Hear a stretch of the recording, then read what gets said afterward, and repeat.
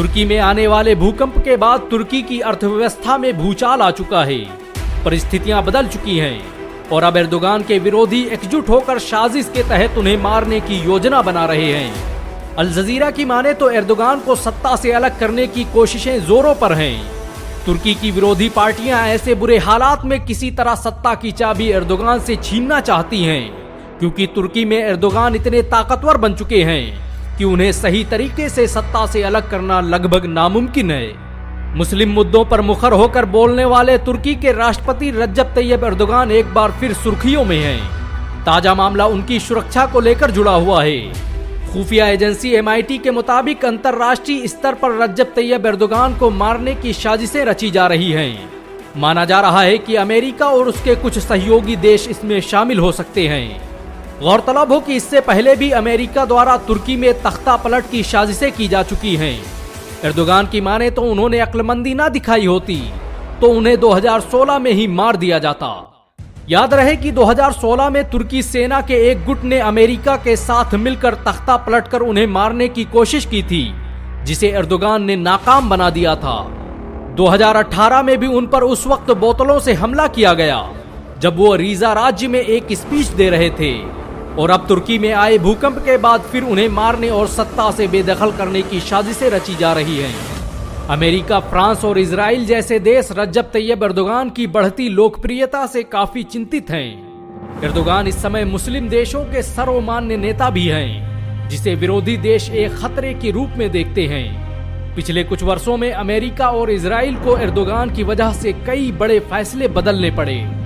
America तुर्की को सालों से एक चुनौती के रूप में देखता रहा है, और यही वजह है कि उसने पिछले 2 दशकों में तुर्की पर बहुत सी पाबंदियां लगाई हैं। तुर्की ने जब रशियन मिसाइल डिफेंस सिस्टम को खरीदना चाहा, तो अमेरिका ने उस पर आर्थिक पाबंदियां लगा दी।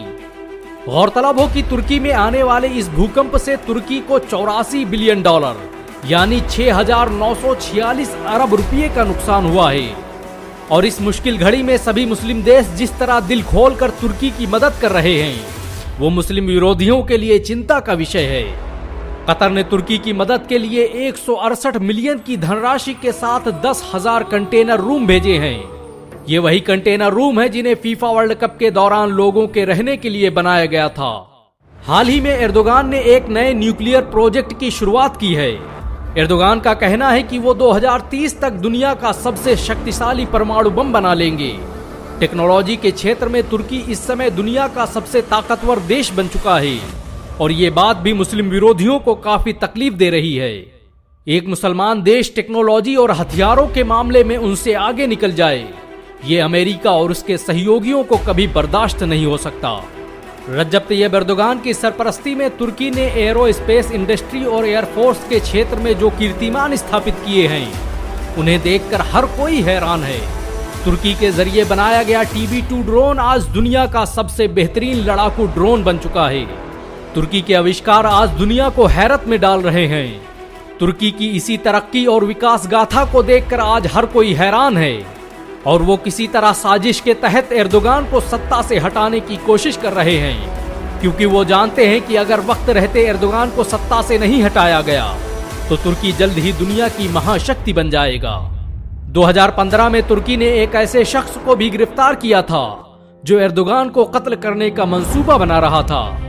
अपनी इस्लाम पसंद विचारधारा के लिए मशहूर रज्जब तैयब एर्दोगान इस समय मुस्लिम देशों को एकजुट करने और तुर्की को ताकतवर बनाने का काम कर रहे हैं। एर्दोगान की माने तो वो जब तक जिंदा है तब तक मुसलमानों के हक के लिए लड़ते रहेंगे। यही वजह है कि एर्दोगान आज मुस्लिम समाज के हीरो बन चुके हैं, और दुश्मन उन्हें किसी भी कीमत पर जिंदा छोड़ने को तैयार नहीं है। सद्दाम हुसैन के बाद एर्दोगान ऐसे पहले नेता हैं जिनसे अमेरिका डरता दिखाई दे रहा है। एर्दोगान के इस जज्बे को हम इंडियन मुस्लिम सलाम करते हैं। अगर एक मुसलमान होने के नाते आपको गर्व महसूस हुआ हो तो इस वीडियो को लाइक और शेयर जरूर करें। ऐसी और वीडियो को देखने के लिए हमारे चैनल को सब्सक्राइब करें, घंटा जरूर दबाएं।